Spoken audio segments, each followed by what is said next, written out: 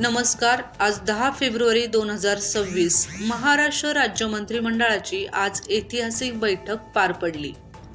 मुख्यमंत्री देवेंद्र फडणवीस आणि आजच अधिकृतपणे पदभार स्वीकारलेल्या उपमुख्यमंत्री सुनेत्रा पवार यांच्या उपस्थितीत राज्याच्या विकासाला नवी दिशा देणारे क्रांतिकारी निर्णय घेण्यात आले आहे.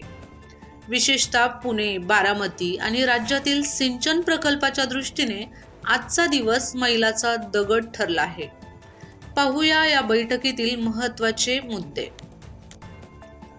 पुरंदर विमानतळाचा मार्ग मोकळा. तर पुरंदर विमानतळाचे गेल्या अनेक वर्षापासून रखडलेल्या पुरंदर आंतरराष्ट्रीय विमानतळाच्या कामाला आता रॉकेट गती मिळाली आहे. मंत्रिमंडळाने आज विमानतळासाठीच्या जमीन अधिग्रहणाला आणि त्यासाठी लागणाऱ्या निधीला अंतिम मंजुरी दिली आहे. विशेष म्हणजे 96% स्थानिक शेतकऱ्यांनी आपली जमीन देण्यास संमती दिली आहे.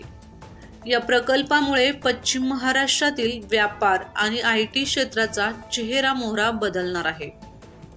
तर बारामती आणि इंदापूरसाठी मोठी बातमी. क्रीडा संकुल आणि MIDC बारामतीकरांसाठी आज आनंदाचा दिवस आहे. कटफल येथे 75 कोटी रुपये खर्चून आंतरराष्ट्रीय दर्जाचे भव्य क्रीडा संकुल उभारण्यास मान्यता मिळाली आहे. तसेच औद्योगिक विकासासाठी इंदापूर तालुक्यातील वालचंद नगर रत्नपुरी MIDC साठी 1000 एकर जागा उपलब्ध करून दिली आहे. दिवंगत नेते अजितदादांचे हे स्वप्न आता प्रत्यक्षात येणार असून यामुळे ग्रामीण भागात मोठ्या प्रमाणावर रोजगार निर्माण होणार आहे. तर बळीराजासाठी 15,000 कोटीचे पॅकेज मिळाले आहे.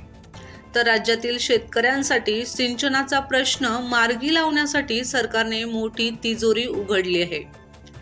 प्रलंबित 40 सिंचन प्रकल्प आणि 100 कालव्यांची कामे पूर्ण करण्यासाठी 15,000 कोटी रुपयांचे दीर्घ मुदतीचे अर्ज घेण्यास आज हिरवा कंदील मिळाला. येत्या 1 ते 2 वर्षात ही कामे पूर्ण करून लाखो हेक्टर जमीन ओलिताखाली आणण्याचे उद्दिष्ट सरकारने ठेवले आहे. तिसरी मुंबई आणि प्रशासकीय बदल. तर मुंबईचा ताण कमी करण्यासाठी आता तिसरी मुंबई ही संकल्पना प्रत्यक्षात येत आहे. अटल सेतूजवळील क्षेत्रासाठी सिडको आणि MIDCच्या नियमानुसार जमीन अधिग्रहित करण्यास मान्यता देण्यात आली. याशिवाय प्रशासकीय कामात वेग आणण्यासाठी राज्यात 11 नवीन अतिरिक्त जिल्हाधिकाऱ्यांची नियुक्ती केली जाणार आहे.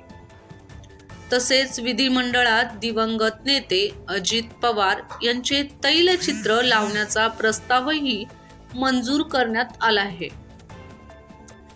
थोडक्यात सांगायचे तर आजची मंत्रिमंडळ बैठक ही पायाभूत सुविधा, शेती आणि क्रीडा क्षेत्रासाठी अत्यंत महत्त्वाची ठरली आहे. सरकारने घेतलेल्या या धडाकेबाज निर्णयाबद्दल तुम्हाला काय वाटते? तुम्हाला कोणता निर्णय सर्वात जास्त आवडला? आम्हाला कमेंट्समध्ये नक्की सांगा. राज्याच्या अशाच ताज्या घडामोडी पाहत रहा चॅनल हब सोबत. धन्यवाद.